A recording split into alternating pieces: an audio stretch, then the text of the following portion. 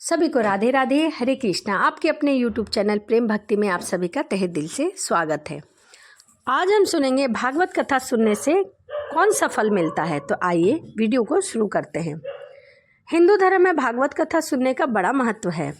मान्यता है कि भागवत कथा का लाभ सुनने और सुनाने वाले दोनों के मन को स्थिर कर देता है, और यदि कथा सुनने और सुनाने वाले का ही मन शुद्ध और निस्वार्थ होता है तो कथा का पूर्ण लाभ मिलता है और व्यक्ति को शांति और मोक्ष की ओर ले जाता है। हिंदू धर्म में कई कथाओं के सुनने के अलग अलग लाभ मिलते हैं, लेकिन भागवत कथा का इतना महत्व है कि कहते हैं कि इसे सुनने वाला व्यक्ति सीधा मोक्ष को प्राप्त करता है। शास्त्रों में ऐसा भी कहा गया है कि भागवत कथा सुनने की महिमा का बखान बहुत ही है। भागवत कथा सुनने से व्यक्ति का आध्यात्मिक विकास होता है और भगवान के प्रति भक्ति भी गहरी होती है, व्यक्ति को मोक्ष की ओर ले जाता है। लेकिन भागवत कथा सुनना कब पूर्ण होता है और क्या लाभ होता है, कब इसका फल मिलता है, इसे इस कथा के माध्यम से समझेंगे। एक बार किसी धनवान व्यक्ति ने सुना कि राजा परीक्षित ने शुकदेव मुनि से भागवत कथा सुनकर मोक्ष प्राप्त कर लिया। यह सुनने के बाद उनके हृदय में श्रीमद् भागवत कथा के प्रति बड़ी श्रद्धा उत्पन्न हुई और वह इस कथा को सुनकर मोक्ष की प्राप्ति करने का विचार करने लगे। भागवत सुनने के उद्देश्य से नगर के एक नामी ब्राह्मण के पास गए और उनसे भागवत कथा सुनने की विनती करने लगे। पंडित जी नगर के सुविख्याता ब्राह्मण थे और आए दिन वह भागवत कथा का आयोजन किया करते थे। धनी व्यक्ति के आग्रह को सुनकर पंडित जी बोले, श्रीमान, यह कलयुग है। आज के समय में सभी धर्म कृत्यों का फल 4 गुना कम मिलता है। इसीलिए यदि आप भागवत कथा का संपूर्ण फल पाना चाहते हैं तो आपको 4 बार भागवत कथा सुननी पड़ेगी।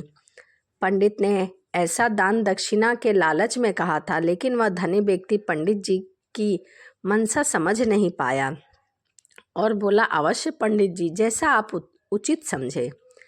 भागवत कथा का आयोजन हुआ। राजा परीक्षित ने केवल 1 सप्ताह भागवत कथा सुनी थी, जबकि धनी व्यक्ति ने 4 सप्ताह भागवत कथा सुनी, लेकिन कोई लाभ नहीं हुआ।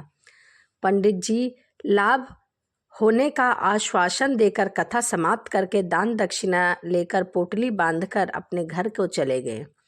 धनी व्यक्ति दिन रात इसी चिंता में सोचता था कि उसने 4 बार भागवत कथा सुनी, पंडित जी से भरपूर दान दक्षिणा दिया, लेकिन फिर भी मुक्ति क्यों नहीं मिली। एक दिन उस नगर में पहुंचकर एक संत का आगमन हुआ। जब धनी व्यक्ति को संत के बारे में पता चला तो वह अपनी समस्या लेकर संत के पास गए और बोले, हे महात्मा, मैंने सुना है कि राजा परीक्षित ने 1 बार भागवत कथा सुनकर मोक्ष प्राप्त कर लिया था, लेकिन मैंने कलयुग के हिसाब से 4 बार भागवत कथा का आयोजन कराया, पर मुझे अभी तक कोई लाभ नहीं हुआ, मुझे मोक्ष की प्राप्ति नहीं हुई। संत हंसकर बोले, श्रीमान, भागवत कथा का फल आज भी 1 बार सुनने पर ही मिलता है, जो राजा परीक्षित को मिला था, लेकिन यह निर्भर करता है सुनने और सुनाने वाले की मन स्थिति पर।